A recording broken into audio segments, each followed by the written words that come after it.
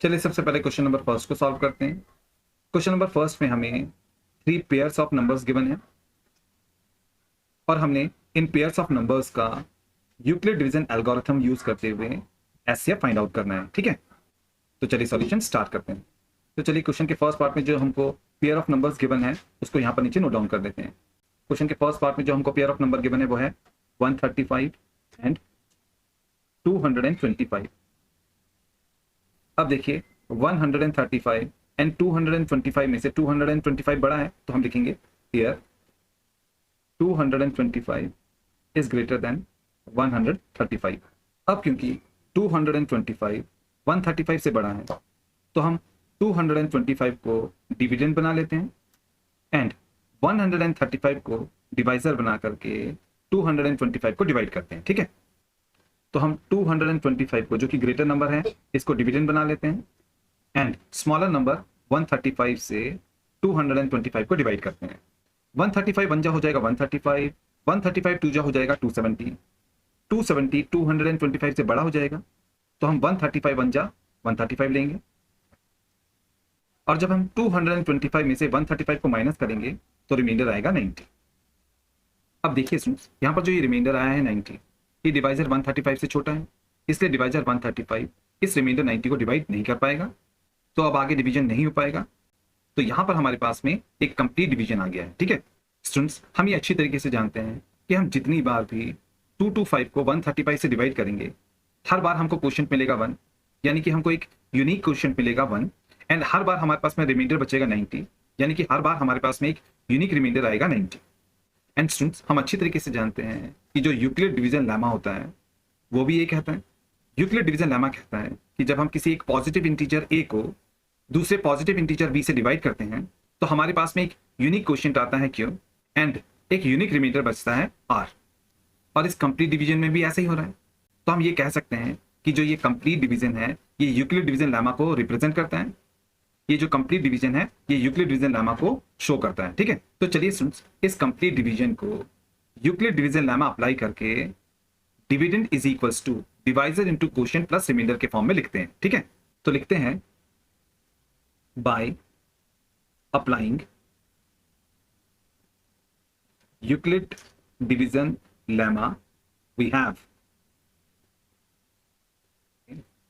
Euclid division lemma apply करके हम इस कंप्लीट डिवीजन को dividend is equals to divisor into quotient plus remainder के फॉर्म में लिखेंगे। ठीक है, डिविडेंड हमारा है 225 तो हम यहां पर लिखेंगे 225, फिर लगाएंगे इक्वल्स टू, फिर इस डिविडेंड को divisor 135 into quotient 1 plus remainder 90 के इक्वल लिखेंगे। ठीक है, तो हम इस डिविडेंड को divisor 135 into quotient 1 plus remainder 90 के इक्वल लिखेंगे। ठीक है, अब देखिए स्टूडेंट्स, यहां पर हमारे पास में रिमाइंडर आया है 90, हमारे पास में रिमाइंडर 0 नहीं आया है। ठीक है, हमारा रिमाइंडर 0 नहीं आया है और जब तक 0 नहीं आएगा तब तक इन नंबर का एचसीएफ भी हमारे पास में नहीं आएगा। ठीक है, तो अब हम क्या करेंगे, अब हम इस लास्ट रिमाइंडर को बनाएंगे डिवाइजर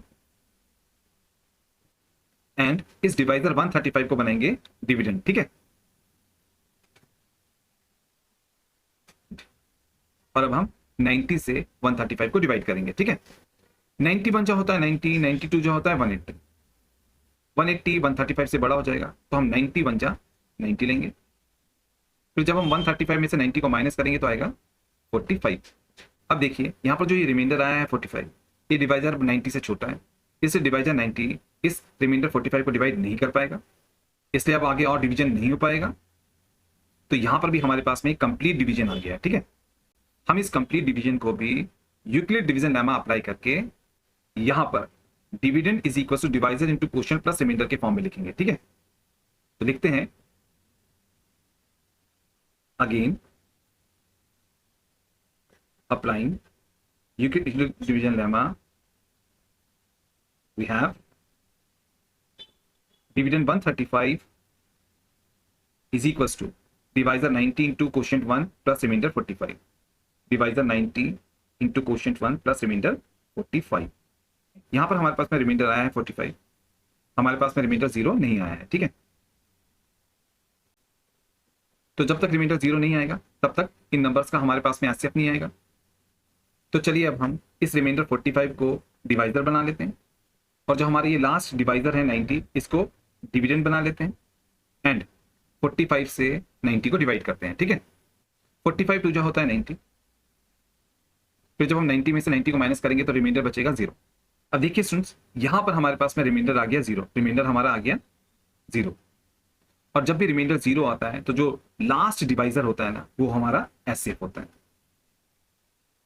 तो हम जिन दो नंबर 225 एंड 135 का एचसीएफ निकाल रहे थे, उनका एचसीएफ आ गया 45। ठीक है, एचसीएफ आ गया 45। चलिए पहले हम इस कंप्लीट डिवीजन को यहां पर यूक्लिड डिवीजन लेमा के थ्रू लिख लेते हैं। ठीक है, तो लिखते हैं again applying Euclid division lemma, we have dividend 90 is equals to divisor 45 into quotient 2 plus remainder 0, divisor 45 into quotient 2 plus remainder 0। अब देखिए यहां पर हमारे पास में रिमाइंडर आ गया है 0, तो यहां पर हमारा रिमाइंडर आ गया है 0, इसलिए हमारा जो ये लास्ट डिवाइजर है 45, ये इन दो नंबर्स का एचसीएफ होगा। तो हम लिखेंगे here HCF of 135 and 225 is 45। तो यहां पर हमने यूक्लिड डिवीजन लेमा को बार बार अप्लाई करके 135 एंड 225 का एचसीएफ निकाला है 45। तो हम कहेंगे कि हमने यूक्लिड डिवीजन एल्गोरिथम से 135 एंड 225 का एचसीएफ निकाला है 45। तो ये आ गया हमारे इस फर्स्ट पार्ट का फाइनल आंसर। ठीक है,